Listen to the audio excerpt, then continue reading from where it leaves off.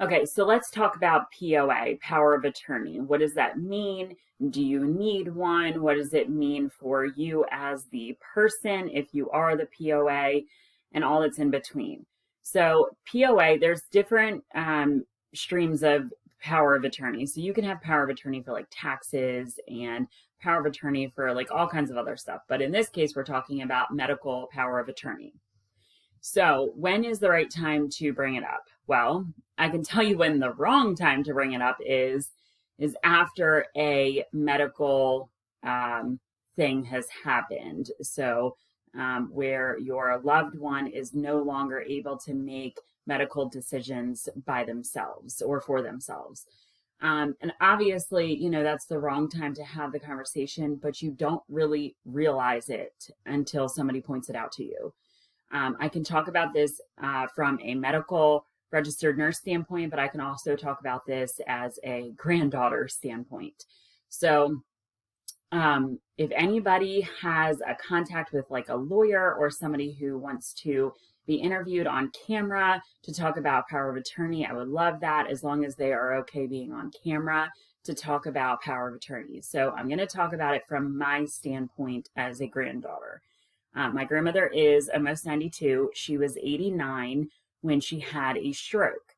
Now, thankfully, my dad was up there with her because we live in a different state than her, and she had told him that she wasn't feeling very well for the past couple days. He just had some kind of inkling in his stomach that something was wrong, so he just went up to stay for a few days with her.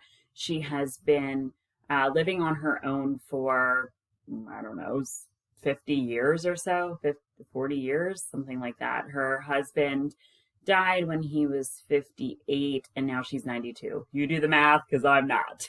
So she has never remarried, and she has been living alone since then. And again, she's almost 92. So she had a stroke when my dad was there. Thankfully, he was there. He wasn't in the same room as her. He was actually downstairs taking a shower, and she was in the living room. And when he came up, he was talking to her, and she didn't answer. And so he went to see where she was, and she was slumped over. I think it was her left hand was slumped over, and then her face on the left side was drooping, and she was slurring her words. She couldn't talk. Now, she has a life alert. However, she wouldn't have been able to push it at that point. Now, if he wasn't there, she probably would have died because she would have nobody else, and she couldn't push her life alert. Now, where she lives, number one, is very close to a hospital. They have a very good stroke center there, and a very good rehab center. So my dad called 911, and it was only about like 10 minutes from like when she had the stroke to like when she went to the hospital, and they reversed the stroke. She had no long-term damages, which was awesome and amazing at 89 years old. So she didn't have a power of attorney, because nothing has happened to her. I mean, she has gone through breast cancer twice. She has had all kinds of medical issues, but nothing significant. I mean, breast cancer is significant, but she survived, and she was only in her 50s when that happened. So again, she didn't really have a need to have a power of attorney. She went through chemo and radiation, and then I think she only did chemo on the second time she had it. So she never had a reason to have a power of attorney, even though my dad and his sister, my aunt, share a power of attorney now. Again, she never had a reason to have a power of attorney. So what is that answer of when is the wrong time to do a power of attorney? After they've already had a medical event happen. So my grandmother had a medical event happen. If we did not have a power of attorney, if she was left with paralysis of her left side, or God forbid she died, or she was on a ventilator, but her brain was no longer functioning and there was no life left in her, my dad, my aunt, the grandchildren would not have been able to make a medical decision. It would have gone to a medical board.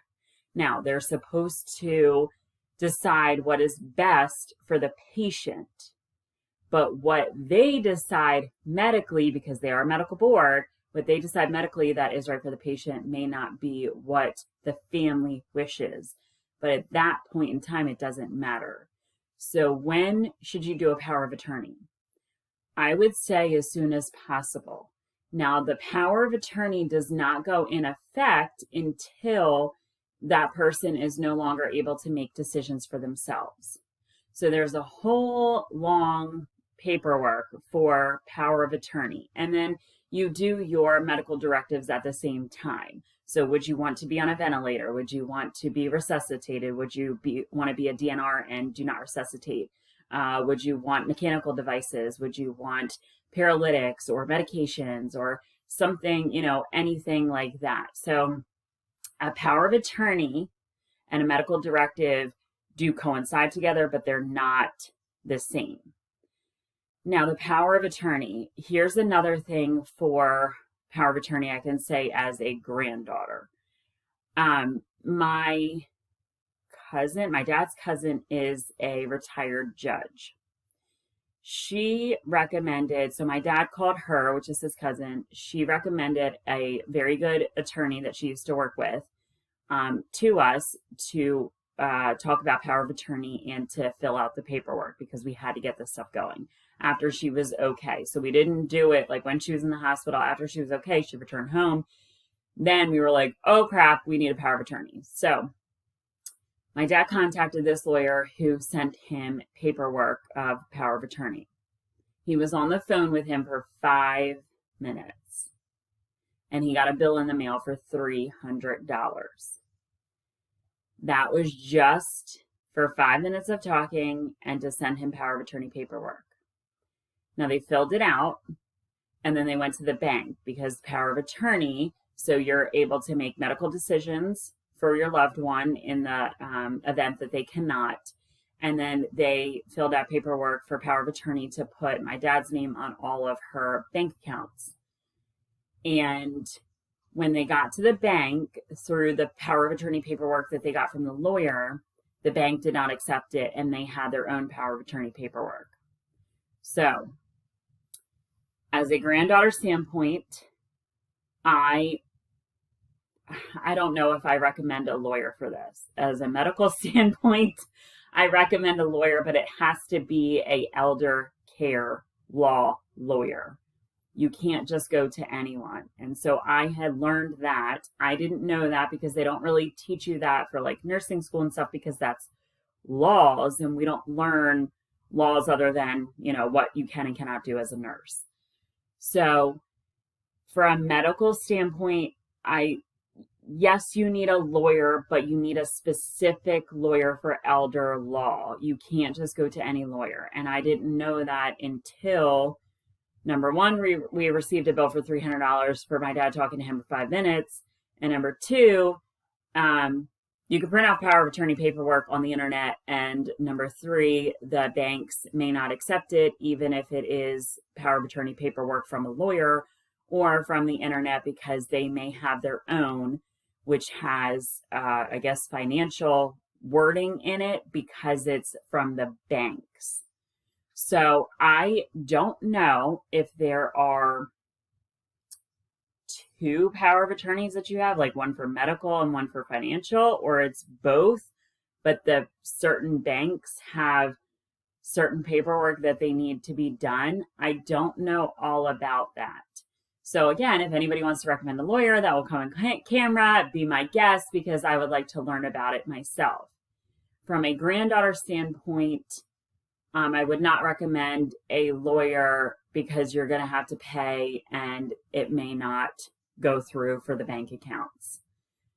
So I know I'm contradicting myself, but in my own experience, my dad called the lawyer and he was like, hey, you billed me $300 for 5 minutes. I talked to you on the phone. The only reason I was recommended to you is because my cousin, who is a former judge, recommended you. And the paperwork that you sent me did not even go through with the banks. So he didn't have to pay that. He got out of it because my dad threw a whole fit, which I would have too. But the power of attorney paperwork, you need to start, you need to research it. I would call a lawyer, ask for a free consultation. Free consultation. If they do not give you a free consultation, call another lawyer. There are lawyers out there that will give you free legal advice, free consultations, and then they gain your trust. And then when you have something else to pursue, the goal would be that you go to them. Like if you needed to sell your loved one's house, or you needed a lawyer for this or that or that or that, even if it's not elder care law, because they can do other things. There are lots of free legal advice out there. So I would not recommend right now going to a lawyer who's going to charge you $300 for 5 minutes of talking and the wrong paperwork is sent or not accepted at the banks. So that is my take on it. Now, power of attorney, again, only goes into effect when your loved one can no longer care medically for themselves. If you do not do the paperwork and there is no power of attorney on file legally, and something happens with your loved one, you have no control over what the medical board decides. They appoint an elder care coordinator or a medical director or a board of directors, and make the best decision or best outcome for that person. Now, I know that the medical board is supposed to be set up of people who are non-judgmental and want the best for the patient. Yes. But medically, they have knowledge that you don't. And also they have knowledge of insurance and things like that that you are not aware of. So I want you to do me a favor and do yourself a favor and do your loved ones a favor, is that get that power of attorney paperwork done. So all you have to do now, seeing my grandmother now, all we really had to do is say, hey, I want to be set up in case of an event of a medical emergency. I want you to be set up. I want you to be as safe as possible. I want you to have the best care as possible. So I want us to go over this paperwork of power of attorney so that we can get this done and not have to worry about it anymore in case of a medical event or a medical emergency arises. I would rather be safe than sorry. I would rather be prepared now, because if we are not prepared now and something happens, we're going to be screwed on the back end or something like that. So that is power of attorney. And if you have any questions, comments, concerns, comment below. If you like this video, give it a thumbs up, subscribe to my page so that you can get all the newest information. I do lots of these videos because I love my old people and I have lots to say, being an RN for the last 15 years dealing with the dementia community. All right, see you soon.